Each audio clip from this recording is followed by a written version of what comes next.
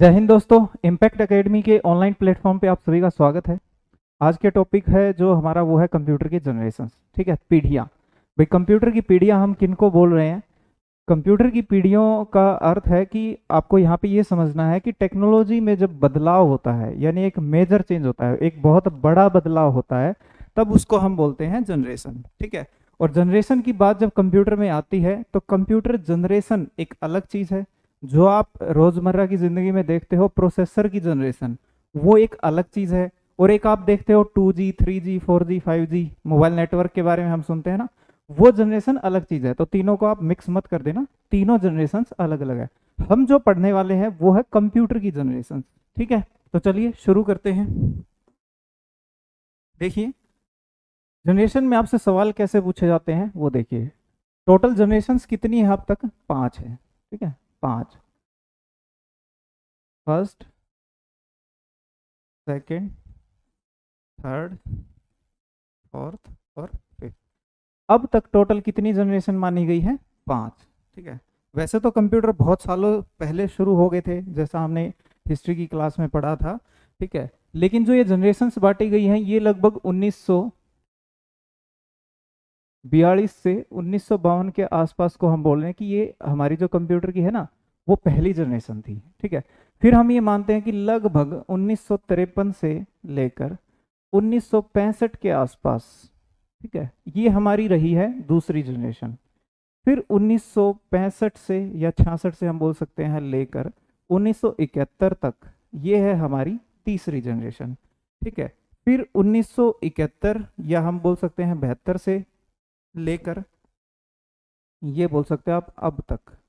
ठीक है, यानी अभी कौन सी जनरेशन चल रही है? चौथी जनरेशन चल रही है, चौथी पीढ़ी चल रही है। और पांचवी के बारे में अगर बात करें तो क्या है? ये हमारा क्या है? भविष्य है। यानी अभी इसकी हम तारीख नहीं बता सकते क्योंकि ये हमारा आने वाला भविष्य है। ठीक है। अब देखिए यहाँ पे क्या बात है जो आपको समझनी है कि एक तो ये जो तारीखें हैं आपको इनको लेके कंफ्यूज नहीं होना। कहीं पे आपको यहाँ पे 1952 मिलेगा, कहीं पे 1959 मिलेगा, कहीं पे यहाँ पे 61 मिलेगा, कहीं पे 65 मिलेगा। ठीक है। ये जो तारीखें हैं ये क्या है? सिर्फ एक अंदाजा है। अंदाजा इसलिए है क्योंकि कंप्यूटर की लाइन में अगर बात करें तो इस चीज पे इतना जोर नहीं दिया गया कि कब क्या हुआ कैसे क्या हुआ, यानी हिस्ट्री बनाने पे इतना जोर नहीं दिया गया है। और कंप्यूटर का हिस्ट्री करके कोई स्पेशल जो है सब्जेक्ट भी नहीं है, और ना ही कहीं ये पढ़ाते कि कौन सा कब क्या था। ये तो हमारे कंप्यूटर एग्जाम्स में आते हैं तो इसलिए हम पढ़ते हैं। ठीक है, इस वजह से इसकी हिस्ट्री पे इतना जोर नहीं दिया गया, तो इनकी तारीखें इतनी वो नहीं है। ठीक है, तो तारीखों पे ज्यादा आपको स्ट्रेस लेने की जरूरत नहीं है। बस थोड़ा आप ऐसे याद रख सकते हो कि जैसे 1965 में हमारी लड़ाई हुई थी, एक 71 में हुई थी, तो थोड़ा बस आप इससे अंदाजा लगा सकते हो, है ना। इससे आपको थोड़ा सा याद रह जाएगा। और बाकी अभी कौन सी चल रही है? चौथी पीढ़ी चल रही है, तो ये है। और भविष्य पांचवी है, तो आपको याद तो पहली दूसरी और तीसरी ही करनी है। ठीक है, और इनमें भी तीसरी जो है वो सबसे ज्यादा महत्वपूर्ण है। ठीक है। अब रही बात सवाल कैसे पूछेंगे, भाई इन जनरेशन्स में बहुत अंतर था। जैसा कि मैंने आपको बताया ना कि बहुत बड़ा बदलाव होता है तभी वो क्या बनती है? कंप्यूटर की एक पीढ़ी बनती है। ठीक है। जैसे अब पहली पीढ़ी की विशेषता क्या थी? देखो सीधा सीधा पूछते हैं कि कंप्यूटर की जो पहली पीढ़ी है उसकी विशेषता क्या थी? उसकी विशेषता थी कि इसमें इसके निर्माण में किसका यूज करते थे? इसके लिए कंप्यूटर में वैक्यूम ट्यूब, ठीक है, निर्वात, किसका यूज करते थे? वैक्यूम ट्यूब्स का यूज करते थे। ठीक है, तो आपसे सीधा सीधा पूछ लिया जाता है कि वैक्यूम ट्यूब का इस्तेमाल कंप्यूटर की कौन सी पीढ़ी में होता था? ठीक है, तो पहली पीढ़ी में। दूसरी पीढ़ी में फिर वैक्यूम ट्यूब की जगह पे रिप्लेस कर दिए क्या? ट्रांजिस्टर्स। ठीक है, ट्रांजिस्टर्स। तीसरी पीढ़ी तक आते आते हमने क्या किया? तीसरी पीढ़ी हमारी कब आई? जब हमने कंप्यूटर के अंदर किसको यूज करना शुरू कर दिया? आईसी, इंटीग्रेटेड सर्किट, या फिर इसको बोल देते हैं इंटीग्रेटेड चिप्स। ठीक है, इंटीग्रेटेड सर्किट्स या फिर चिप। तो फुल फॉर्म आप जरूर ध्यान रखिएगा, ये मैं पहले भी बोल रहा हूँ आपको, पहले ही बोला है और अभी भी बोल रहा हूँ कि कंप्यूटर के अंदर फुल फॉर्म्स जरूर ध्यान रखना। ठीक है, आईसी, इंटीग्रेटेड सर्किट्स। वैसे देखें यहाँ पे देखिए कि उपयोग कब शुरू हुआ है? 1971 में, यानी जो हमारी ये 66 से 71 की जनरेशन है उसमें हमारा किसका यूज हुआ है? आईसी का यूज है कंप्यूटर में। लेकिन जो ये आईसी है, आईसी की खोज कब हुई थी? ये सन 1958 में हो चुकी थी, ठीक है, सन 1958 में हो चुकी थी, और ये की थी JS किल्बी ने, ठीक है, ये ध्यान रखिएगा आप। यानी आपसे पूछा जाए कि आईसी की खोज कब हुई, किस वर्ष हुई, तो आपको 1971 नहीं करना है, क्योंकि आईसी की खोज 1958 में हुई है, ठीक है। लेकिन आपसे पूछा जाए कि कंप्यूटर के अंदर इस्तेमाल कब हुआ आईसी का, तो वो सन 1971 में हुआ, और ठीक है। अब पूछ लें कि भाई कैसे हुआ, तो 1971 की अगर बात करें तो आईसी का उपयोग कैसे हुआ कि एक कंपनी है चाइना की, चाइना देश की एक कंपनी है जिसका नाम है इंटेल, ठीक है, इंटेल। उसने पहला आईसी आधारित माइक्रो प्रोसेसर बनाया, ठीक है, या सीपीयू बनाया, ठीक है। तो अब आपसे यहां पे ऐसे भी पूछ ले कि कंप्यूटर के अंदर जो आईसी चिप है, यानी कि जो प्रोसेसर है, वो आईसी चिप का जो प्रयोग है प्रोसेसर में कब हुआ, तो भी कब है आईसी का? 1971 में। ये पूछ लें कि कब शुरुआत हुई? 1971 में।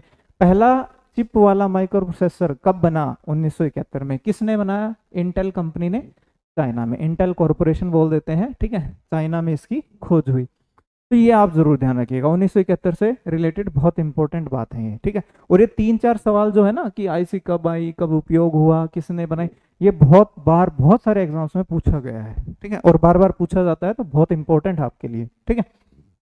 फिर आगे अगर चौथी जनरेशन की बात करें, तो चौथी जनरेशन में जब हम पहुंचे, कब पहुंचे हैं? यहाँ पे हम तब पहुंचे हैं जब हमने किसका यूज कर लिया? LSI का। आईसी की जगह पे किसका? LSI और VLSI, ठीक है। LSI क्या है? ये है लार्ज स्केल इंटीग्रेशन, ठीक है। और VLSI क्या है? V की फुल फॉर्म बस ध्यान रख लीजिएगा, बाकी तो सारी सेम है, ठीक है, वेरी लार्ज स्केल इंटीग्रेशन। यानी कि बहुत सारे ट्रांजिस्टर्स और कैपेसिटर्स से मिलके बड़ी बड़ी चिप, जो हम बोल सकते हैं कि बहुत बड़ी कैलकुलेशंस कर सकती हैं, मतलब जो ये नॉर्मल एक आईसी है उससे ज्यादा कैपेसिटी की आईसी बोल सकते हैं आप, ठीक है। बहुत सारे इसमें ट्रांजिस्टर और कैपेसिटर्स लगे होते हैं बड़ी मात्रा में। तो फिर आई LSI और VLSI। अब आपसे यहाँ से पूछेंगे या तो इनकी फुल फॉर्म, ठीक है, फुल फॉर्म आप याद रखिएगा, या फिर ये पूछ लेंगे कि LSI और VLSI का कंप्यूटर की किस पीढ़ी में उपयोग हुआ। तो कौन सी में हुआ भाई? यहाँ पे चौथी में। और चौथी पीढ़ी है कब तक? तो हम ये बोल सकते हैं कि ये लगभग 1972 से आरंभ हुई थी, ठीक है, और अभी जो चल रही है वो हमारी चौथी पीढ़ी ही है। पांचवी पीढ़ी स्टार्ट हो चुकी है, वो मैं बताऊंगा कैसे हो चुकी है, लेकिन अभी पूरी तरह आई नहीं है, ठीक है। आगे बढ़ते हैं, अब बात करते हैं पांचवी पीढ़ी की। जैसे इन पे सवाल पूछ रहे हैं, तो भाई पांचवी पीढ़ी पे इस पे कैसे पूछेंगे, पांचवी पीढ़ी के ऊपर? तो इस पे देखिए आप, सबसे पहले यहाँ पे जो उपयोग है वो किसका है? ULSI का। ULSI ultra large scale integration, ठीक है, ultra large scale integration same हो जाएगा, ठीक है। तो ये अल्ट्रा वर्ड जरूर ध्यान रखना, अल्ट्रा, अल्ट्रा मतलब पांचवी पीढ़ी, ठीक है, ओके। दूसरा, पांचवी पीढ़ी की विशेषता आपसे पूछ लें तो वो है AI। AI यानी कि आर्टिफिशियल इंटेलिजेंस, आर्टिफिशियल इंटेलिजेंस, ठीक है, कृत्रिम, आर्टिफिशियल, कृत्रिम बुद्धि, इसको बोल देते हैं ना हिंदी में, कृत्रिम बुद्धि, ठीक है। अब देखिए आर्टिफिशियल इंटेलिजेंस कैसे है, ये पांचवी पीढ़ी आर्टिफिशियल इंटेलिजेंट है कैसे? देखिए चौथी पीढ़ी तक के जितने भी कंप्यूटर हैं वो ऐसे कंप्यूटर रहे हैं जिनको हम कुछ ना कुछ कमांड देते हैं और फिर वो कुछ ना कुछ हमें काम करके देते हैं, यानी कि वो सिर्फ वही काम करते हैं जो हम उनको बोलते हैं, ठीक है। यानी हमने सिर्फ उनको जो कमांड दी है, इंस्ट्रक्शन दी है, वो उसके अलावा कुछ भी नहीं करने वाले, वो अपना दिमाग नहीं लगाने वाले, वो सिर्फ कमांड मिली और उस पर काम शुरू कर दिया। लेकिन ये AI कंप्यूटर कैसे होते हैं? AI कंप्यूटर ये क्या होंगे?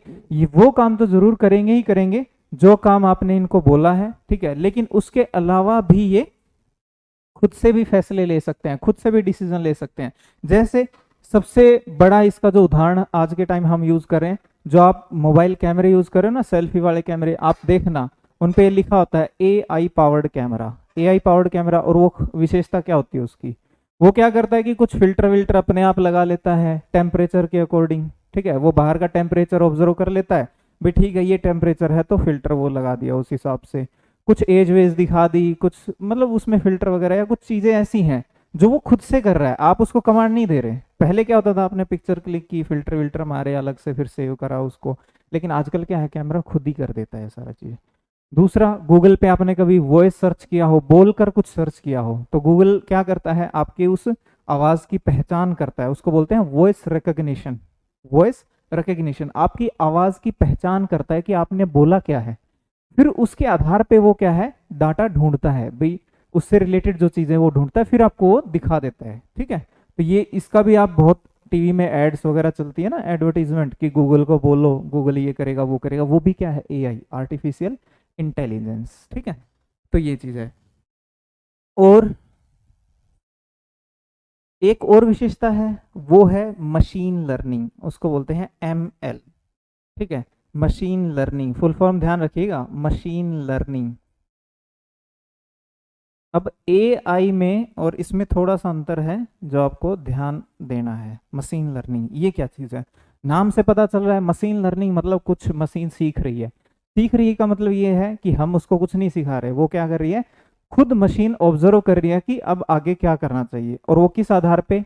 अब यहाँ पे आपको ये ध्यान रखना है कि हमारे पास बहुत सारा डाटा है, ठीक है। हम क्या करते हैं, कुछ सैंपल डाटा कंप्यूटर को देते हैं, कंप्यूटर उस सैंपल डाटा के बेस पे क्या करता है, अपने जो भी प्रोग्राम है, एल्गोरिदम है, वो उनके ऊपर लगाता है, और फिर ये एक फैसला लेता है कि भाई क्या फायदा है, किस चीज में फायदा है और किस में नहीं है। जैसे उदाहरण के लिए, हम हर रोज सोशल मीडिया का इस्तेमाल करते हैं, बहुत सारा हम कंटेंट डालते हैं, तो फेसबुक क्या करता है, गूगल क्या करता है, उस कंटेंट को एनालाइज करता है कि वो कंटेंट किससे रिलेटेड है। तो आपने ध्यान दिया हो कभी भी कि जब आप पॉलिटिकल रिलेटेड टॉपिक्स पे अगर कुछ आप डालते हो, तो आपको जो ऐड दिखाई देंगी वो भी कैसी होंगी, पॉलिटिकल की ही होंगी, यानी पॉलिटिक्स से रिलेटेड ही एडवर्टीजमेंट होगी। अगर आप कुछ न्यूज़ वगैरह ज़्यादा डालते हो, तो आपको जो ऐड होंगी वो भी न्यूज़ से ही रिलेटेड दिखेंगी। अगर आप कोई म्यूजिक ज़्यादा सर्च करते हो, तो आपको जो ऐड मिलेंगी वो किन की मिलेंगी, फिल्मों की, गानों की, एंटरटेनमेंट की। तो ये चीज़ है। तो वो क्या करते हैं, ये मशीन लर्निंग लगाते हैं आपके ऊपर कि आप जो भी कंटेंट डाल रहे हो वो फटाफट उसको क्या करते हैं, लर्न करते हैं उस डाटा से, उसको बोलते हैं सैंपल डाटा, यानी जिस पे लर्न करते हैं उसको बोलते हैं सैंपल डाटा। उस पे लर्न करके फिर डिसीजन लिए जाते हैं भाई क्या करना है क्या नहीं करना। तो इसका संबंध भी किससे है, हमारे 5वीं पीढ़ी से, ठीक है। अभी हम बहुत कर रहे हैं ये चीज। उसके बाद इसी काम को एक फील्ड से और जोड़ा जाता है, डेटा साइंस, ठीक है, डाटा का विज्ञान। अब ये क्या चीज़ है भाई, अब तक फिजिक्स थी ना, जीव विज्ञान था, बायोलॉजी था, जीव विज्ञान था, जूलॉजी, फिजिक्स, ये सब थे। अब एक डाटा साइंस भी आ गया नया। डेटा साइंस बहुत सारे डेटा में से रिसर्च करना, ठीक है। तो ये मशीन लर्निंग जैसा सही है, बहुत सारे डाटा में से क्या है, रिसर्च करना। आपके पास एल्गोरिदम्स होंगे, आप अपने फॉर्मूले बनाओगे, उनके आधार पे क्या करोगे, डाटा है, फिर आपको डिसीजन लेने हैं कि भाई क्या, किस चीज़ में फ़ायदा है और किस में फ़ायदा नहीं है, वो चीज़ है। तो वो भी है डेटा साइंस। यहाँ पे एक चीज़ ध्यान रखना कि डेटा साइंस में सबसे अधिक उपयोग अब तक तो होता था आर लैंग्वेज का, ठीक है। लेकिन अब आर लैंग्वेज की बजाय किसका ज़्यादा उपयोग होने लगा है, पाइथन का, ठीक है। पाइथन भाषा का, ये एक वैज्ञानिक भाषा है, इसको वैज्ञानिक भाषा का भी दर्जा दिया गया है, वैज्ञानिक बोल देते हैं, वैज्ञानिक वो आप, ठीक है, वैज्ञानिक भाषा का भी इसको दर्जा है। और इस भाषा का बहुत ज़्यादा उपयोग होने लगा है इसके अंदर, डेटा साइंस के अंदर, तो बहुत इंपॉर्टेंट है। और आजकल के जो हमारी कम्पिटिटिव एग्जाम्स हैं उनमें पूछा भी जाने लगा है, इस लैंग्वेज से रिलेटेड क्वेश्चंस आने लगे हैं। तो ये भविष्य के लिए बहुत इंपॉर्टेंट है ये लैंग्वेज, ठीक है। तो डेटा साइंस में इसका उपयोग होता है। एक और चीज है जिसका 5वीं पीढ़ी से संबंध है, वो क्या है भाई, वो है क्वांटम कंप्यूटिंग। क्वांटम कंप्यूटिंग, ठीक है। ये अलग प्रकार के कंप्यूटर होंगे जो आगे बनाए जाएंगे, अभी इन पे काम चल रहा है, अभी ये रेडी नहीं है, ठीक है। लेकिन धीरे धीरे कोशिश करी जा रही है कि जल्दी से जल्दी इनको भी मार्केट में लेके आया जाए। और माना ये जा रहा है कि जो हम कंप्यूटर अभी यूज कर रहे हैं उनकी जो कैलकुलेशन स्पीड है, ठीक है, उनकी जो क्षमता है, इन कंप्यूटर की क्षमता उनके मुकाबले बहुत ज़्यादा रहने वाली है। ठीक है, तो हो सकता है भविष्य में जो आज के हमारे कंप्यूटर्स हैं ये हटा के हम क्या यूज़ करने लग जाएं, क्वांटम कंप्यूटर्स का उपयोग करने लग जाएं। ठीक है, लेकिन अभी ये भविष्य है तो हमें इंतज़ार करना होगा, लेकिन ये भविष्य ज़्यादा दूर नहीं है, क्योंकि इंसान जो सोच लेता है वो कर भी लेता है, बना भी लेता है। ठीक है, तो ये चीज़ है, तो ये तो आपको इस हिसाब से ध्यान रखने हैं आपके। ठीक है, ये तो हो गया कि क्या क्या उनकी विशेषताएं हैं। विशेषता अगर आपसे पूछ ले तो नेक्स्ट और क्या आपसे पूछ सकता है जो आपको ध्यान रखना है, हो सकता है आपसे पूछ ले प्रोग्रामिंग। ठीक है, प्रोग्रामिंग लैंग्वेज कौन सी पीढ़ी में कौन सी थी। ठीक है, कौन सी पीढ़ी में कौन सी थी। अब देखिए, प्रोग्रामिंग जो भाषाएं हैं ना, जो लैंग्वेज है, वो दो टाइप की है। ठीक है, दो टाइप की है, एक होती है एल एल और एक होती है एच एल। एल एल मतलब लो लेवल, ठीक है, और एच एल मतलब हाई लेवल। ठीक है, लो लेवल में भी आपकी दो भाषाएं हैं, एक तो है एम, एम यानी कि मशीनी भाषा। ठीक है, मशीनी भाषा जिसको हम बाइनरी भी बोल देते हैं, 101 की भाषा भी बोल देते हैं। ठीक है, फिर इस मशीन भाषा के बाद आई थी असेंबली भाषा, ए भाषा यानी कि असेंबली भाषा, असेंबली लैंग्वेज बोल देते हैं, असेंबली भाषा। अब जो ये लैंग्वेज है इसका दूसरा नाम जो है वो है सांकेतिक भाषा। ठीक है, संकेतों की भाषा भी इसको बोलते हैं। तो पेपर में आपसे पूछ सकते हैं कि इनमें से किसे सांकेतिक भाषा कहा जाता है या संकेतों की भाषा कहा जाता है, तो असेंबली। और किस प्रकार की है ये, लो लेवल ही है। ठीक है, ये आप ध्यान रखिएगा, लो लेवल ही है। ठीक है, अब उसके बाद देखिए, जो हम बात कर रहे हैं आजकल की, सी है, C++ है, पाइथन है, ठीक है, VB है, C#, F#, इस टाइप से जावा, ये सारी आपके जो हैं हाई लेवल लैंग्वेज हैं। कोबोल, फोर्ट्रान, ठीक है, ये नाम आप ध्यान रखिए, कोबोल, फोर्ट्रान। अब पता कैसे चलता है कि भाई ये हाई लेवल है और ये लो लेवल है। देखिए, जो लो लेवल है ना वो मशीन को ज़्यादा समझ आती है, हमें इतना समझ नहीं आती। ये शॉर्टकट्स में ज़्यादा होती हैं, हमें नहीं इतना समझ आता, ये सिर्फ मशीन को ज़्यादा अच्छे से समझ आती है। पर ये जो भाषाएं हैं ये कैसी होती हैं, अंग्रेजी भाषा जैसी होती हैं। अंग्रेजी भाषा नहीं होती है, अंग्रेजी भाषा जैसी। ठीक है, जैसी वर्ड जरूर ध्यान रखिएगा। ठीक है, जैसी का मतलब ये है कि हम जैसा इंग्लिश में बोलते हैं ना, इफ बट एल्स, इस टाइप से, यदि, ये नहीं तो ये, इस टाइप से, तो उन इफ एल्स वगैरह जो ये वर्ड है, इंग्लिश के जो वर्ड हैं, उनका इसमें उपयोग होता है सीधा सीधा। तो ये सीखने में, लिखने में बहुत आसान होती हैं। ठीक है, अब इन तीनों की देखो जनरेशन के हिसाब से देखते हैं अब। ठीक है, जो पहली जनरेशन थी हमारी, जो फर्स्ट थी, उसके अंदर तो हमने किसको यूज किया, मशीन को। हमने किसको यूज किया, मशीन भाषा को, मशीन लैंग्वेज को। ठीक है, जो दूसरी जनरेशन है उसके अंदर हमने किसका उपयोग किया, असेंबली का, इसका उपयोग किया असेंबली का। और जो तीसरी जनरेशन है, ठीक है, जो तीसरी जनरेशन है उसमें हमने किसका उपयोग किया, अब हम किसका उपयोग कर रहे हैं यहाँ पे, हाई लेवल प्रोग्रामिंग लैंग्वेज का, हाई लेवल लैंग्वेजेस का। तो इस हिसाब से अब आपकी चाहे चौथी हो और चाहे पांचवी हो, सब में कौन सी है, हाई लेवल ही है। ठीक है, तो इसलिए आपकी ये भी बहुत इंपॉर्टेंट है। तो आपसे इस क्वेश्चन को पूछा जा सकता है, घुमा के भी पूछ सकते हैं कि भाई किस पीढ़ी से जो है आपका हाई लेवल जो लैंग्वेज है वो इस्तेमाल होने लगी, तो वो होने लगी हमारी तीसरी पीढ़ी से। ठीक है, तीसरी पीढ़ी से। अब चाहे चौथी हो चाहे पांचवी हो, सभी में कौन सी रहेगी, हाई लेवल लैंग्वेज। पहली पीढ़ी में किसका यूज करते थे, मशीनी भाषा का, बाइनरी भाषा का।